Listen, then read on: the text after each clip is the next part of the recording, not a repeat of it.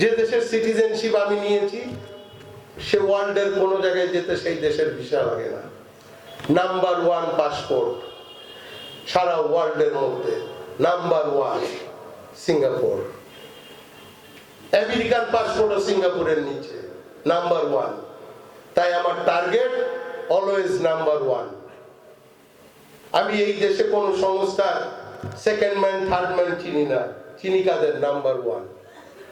এই দেশের কোন মন্ত্রণালয়ের সেকেন্ড থার্ড ক্যাটাগরির আমলাদের চিনি না, চিনি কাদের? নাম্বার 1। বিকজ আমি সিঙ্গাপুরে থাকি, নাম্বার 1। সেই নাম্বার 1 কাজে লাগিয়ে চুয়াডাঙ্গাকে উন্নতির শিখরে নিতে চাই। আপনাদের সহযোগিতা দরকার। আপনারা আমাকে সহযোগিতা করেন, আমার ছোট ভাইকে ধানের শীষে ভোট দিন, তাকে এমপি বানান। আমি কথা দিচ্ছি চুয়াডাঙ্গা 64 নাম্বার জেলা থাকবে না, থাকবে না, থাকবে না। আমি আপনাদের কথা দিচ্ছি এই চুয়াডাঙ্গাকে আর কেউ অবহেলিত বলতে পারবে না। যদি বিএনপি সরকার গঠন করে 15 থেকে 20 জন মন্ত্রীর সাথে আমার এমন সম্পর্ক যে ঘন্টার পর ঘন্টা চিনি ছাড়া লাল চা খাওয়ার সম্পর্ক। কারণ প্রত্যেকে সিঙ্গাপুরে যায়, দীর্ঘদিন যাবত আমার সাথে রিলেশন। আমি কোন রাজনৈতিক দলের সদস্যও না, কারণ আমার কাছে আসলে সবাই সমান। আমি লীগ বলেন, বিএনপি বলেন, জামাত বলেন, জাতীয় পার্টি বলেন, এভরিবডি নোজ মি। সবার সাথে আমার ভালো সম্পর্ক। আমার একটাই পরিচয়, ব্যবসায়ী। আমি ব্যবসায়ীদের কিন্তু কোনো রাজনীতি চলে না। মনে মনে সাপোর্ট করেন, ঠিক আছে। এখন আমি এসেছি আমার ভাইয়ের পক্ষে ভোট করতে, তাই এই আলমডাঙ্গায় এসে নাচ গান করতেছি, ধানের শীষে ভোট চাচ্ছি। কারণ সে আমার ভাই না, সে আমার সন্তান। আমার সন্তান এখন ভোট যুদ্ধে আছে, সেই ভোট যুদ্ধে আমার সন্তানকে আমার সাপোর্ট করতে হবে। এটা আমার গার্জেন হিসেবে দায়িত্ব। আবার আমার সন্তান যদি এমপি হয়ে অত্যাচারিত হয়, মাদক ব্যবসায়ীকে সাপোর্ট করে, দুর্নীতিবাজদের সাপোর্ট করে, সন্তানের শিশুদের সাপোর্ট করে, সেইটা রক্ষার দায়িত্ব আমার। কারণ আমি তার বাবা, আমার রক্ষার দায়িত্ব। আপনাদের কাছে ভোটের জন্য যেমন এসেছি, তেমন সেই লাগাম টেনে ধরার জন্য আমি এসেছি। আপনাদের সহযোগিতা দরকার। আপনারা আমার ছোট ভাইকে ভোট দিবেন ধানের শীষে। আমাকে এই চুয়াডাঙ্গাকে আর একটু এগিয়ে নিয়ে যাওয়ার সুযোগ দিবেন।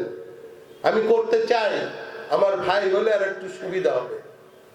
সিঙ্গাপুর থেকে ফোনেই কাজ হয়ে যাবে।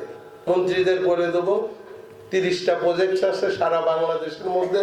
জেলা কয়টা? 64টা। একটা যেন চুয়াডাঙ্গায় চলে যায়। জি,